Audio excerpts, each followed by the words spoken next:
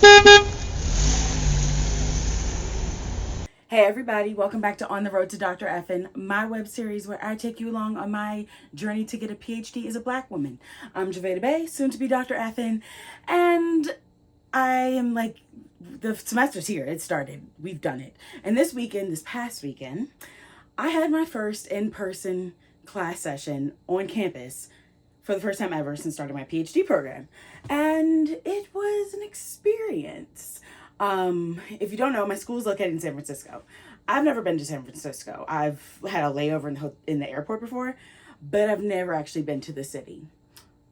I don't like the city. But that's whatever. But it was interesting because one, I have never met any of my professors in person. Everything's been online.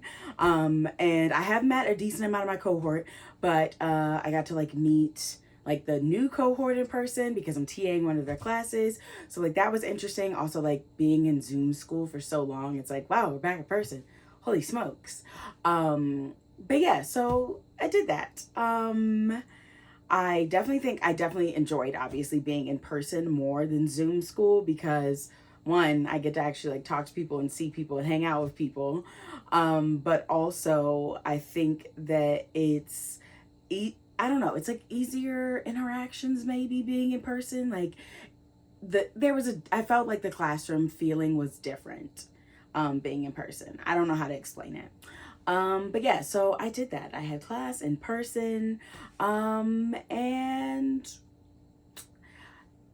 it's also just a friendly reminder that academia, higher education is and remains to be a harmful, violent environment for Black women, BIPOC people in general, but like especially Black women. Um, and so I'm like gonna have to figure out how to navigate that because I'm not dropping out of the program. I'm a B Dr. Ethan, but also like, do I want to continuously put up with that for however X many remainder of years that I have to go? No. But yeah, so it's important to recognize that that's something that I have to figure out.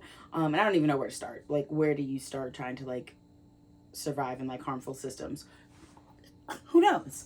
But yeah, that's a reality. Also, I will say in comparison, because you know, I obviously have already attended the other university in the US that has a human sexuality program. So like I can make the comparison between the two. And I will say in terms of like the logistics, Widener definitely blows CIS out of the water, which is like also like a problem for me having like a hospitality like logistical like undergrad background. Like I just have expectations, and they were not met. So that is one thing. But I've like voiced those concerns, those opinions. So hopefully, come next month when we're back, there will be changes made. We shall see.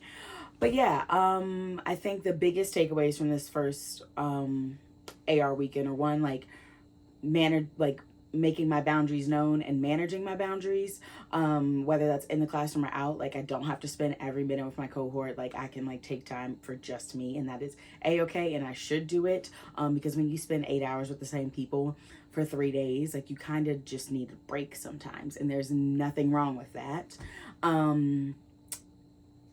Managing like speaking up and advocating for myself in an academic setting is obviously something I'm continuously going to have to work on.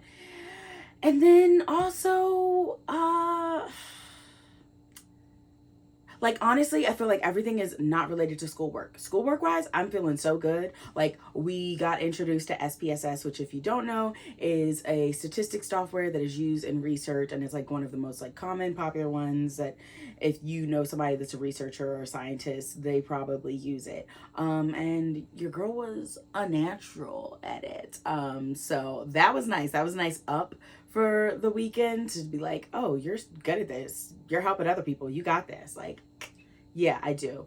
I'm still on track with schoolwork. Like, I'm not behind, which is like good, but also you're probably like, Javay, it's only week 3. Like, I hope you're not behind, but like, you know. So like I'm doing good in that aspect. Yeah. I think the only other big whammy that came from this weekend was I may I more than likely will be changing my original dissertation idea, which was that was a lot. That's a lot to deal with because I essentially had this thing planned out. Outside of like the questions I was going to ask and the recruitment techniques I was going to use, I had a plan. It was to the letter. I even made a budget for it, an unrealistic budget, but I had a budget for how much my dissertation research was going to cost. And so basically feeling like I'm back at like square one kind of sucks. Kind of sucks, especially because we all know like when I make plans, I love to stick to them. So to have to like deviate, I feel like this is a year of deviations, which is I'm gonna have to adjust to that because I made a plan. We're gonna stick to the plan. But life is like, I need you to loosen up. I need you to learn to be more with the flow. So I'm gonna try that. But yeah, that was weekend one. And we're just gonna keep going. We're gonna keep going and fighting against all the harm that is perpetuated, all the BS that you have to deal with, and just gonna do the thing because I'm gonna be Dr. Effin. That's for sure. That is 100% for sure. But yeah. Make sure you subscribe to this YouTube channel because outside of this series, I got 2 other ones.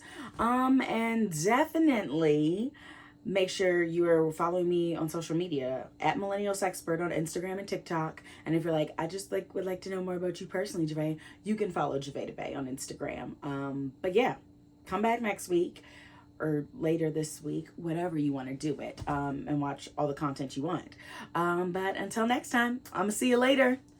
Deuces.